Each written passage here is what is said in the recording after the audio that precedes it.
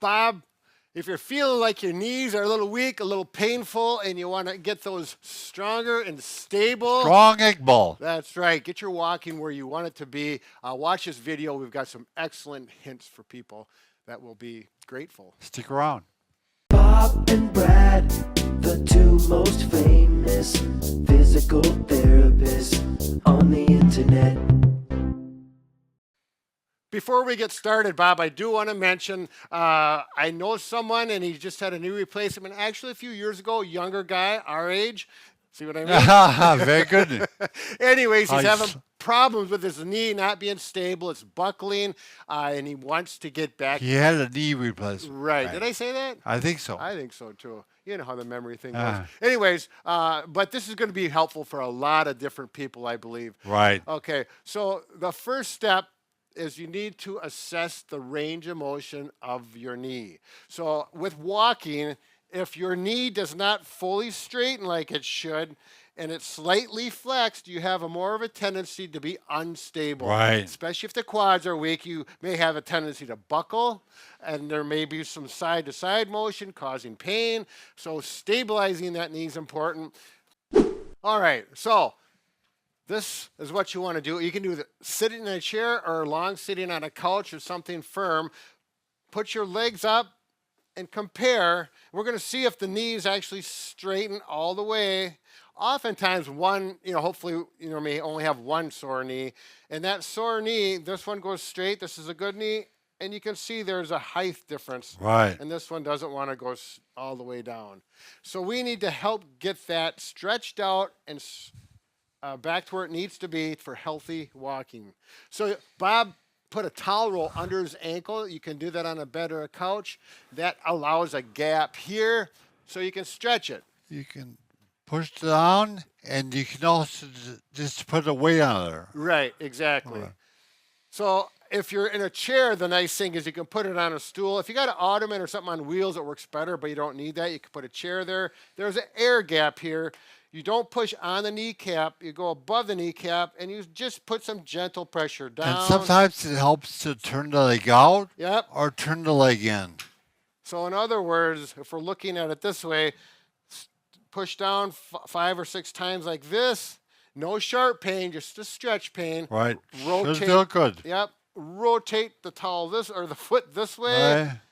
and then this way.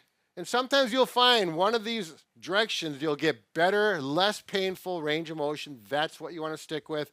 And you should be able to get that knee to straighten out in a few days. Right. It's possible it's scarred down, or from the replacement, it may not get straight, and that's the way it is. Yeah. But you need to work at that. If your knee already goes straight and they're both fine, you can skip this whole section Right. and go to the strengthening. The other thing you can look at is your kneecap. And with your legs straight, has to be straight, not bent, just see if your kneecap's moving around like this.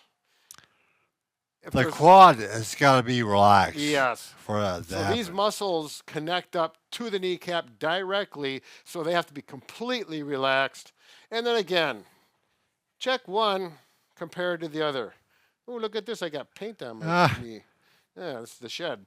Anyways, go side to side, up and down. Get that kneecap mobilized, because that's an important part of movement when you're walking, particularly up and down steps.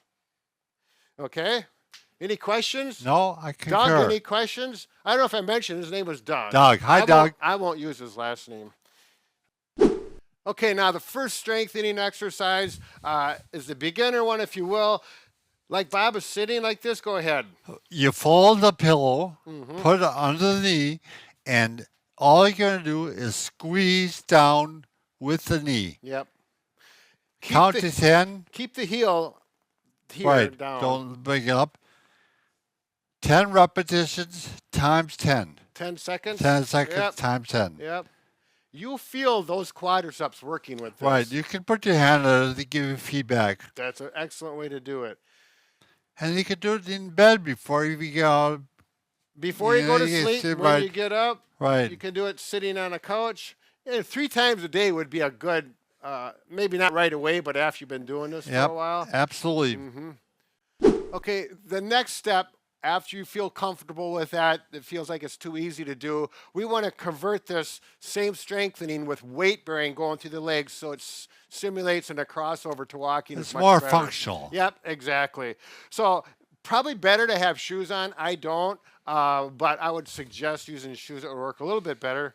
Take a ball that's soft, 6 or 8 inches, a squishy one. Like a dodgeball. Yep, not like a soccer ball. You're going to put that behind your knee. I'm going to put weight through this leg that's getting strengthened, slightly flexed, and I'm going to push and squish that ball. Right now, I can feel those quads working, and then relax.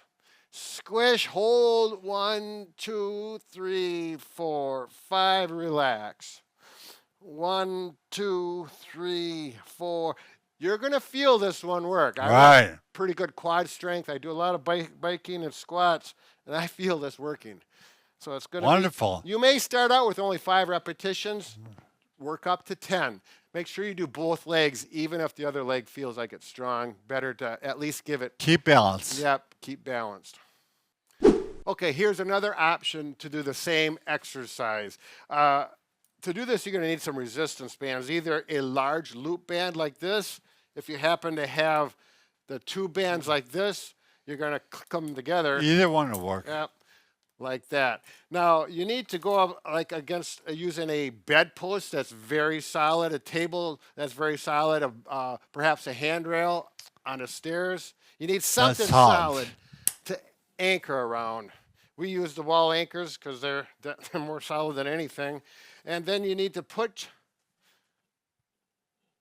it around so it goes in the crux of your knee, and so there's resistance as you straighten, okay? Step back as far as you need, put weight through this leg. I'm using a stick. You may need a cane or something to hold on to for balance. We don't want anybody falling. And I'm going to do the same thing. 1, 2. Now with these, I'm going to not hold it quite as long, but you can. Hopefully you don't have any irritation on the back of your knee. Just use good judgment with that. Again, the same thing. Start at 5. You can work up to 10. And again, the nice thing about the resistance band is you just step back farther to make it more aggressive. Okay, what say you, Bob? All done. We got one more. All the bed. Well, the last one, and this is advanced. So this is if you feel confident walking without a cane or a stick or anything like that. And definitely for those people who, if you want to get into hiking or have someone stand by you to help, you'll see why. And this is walking backwards with resistance.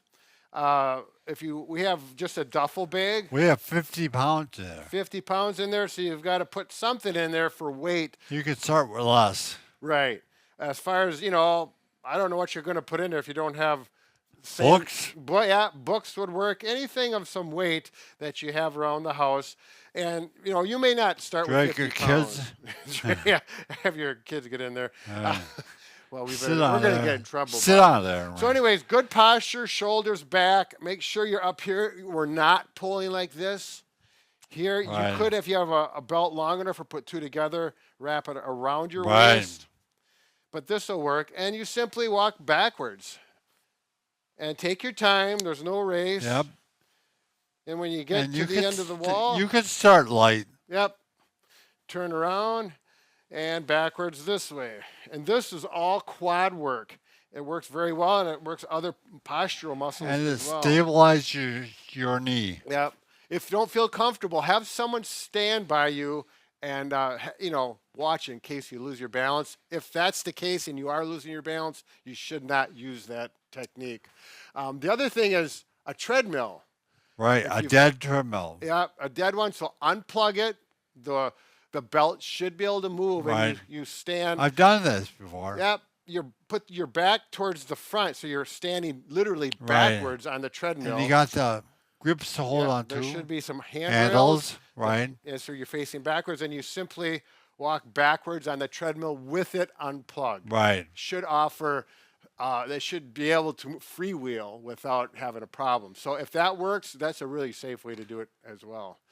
All right. Does Doug consider you a friend? No, Doug, I just know. He knows Doug. better, No, huh? actually, he's kind of my neighbor, and there's some other things, but we don't want to babble. It's in the video. We can babble. We can babble. They can turn off anytime they want. All right, good luck, Doug, and anyone else with unstable, painful knees. Get you back in the shape. Who Go get 'em, knows? Doug. Maybe they'll get into a marathon eventually. Sure.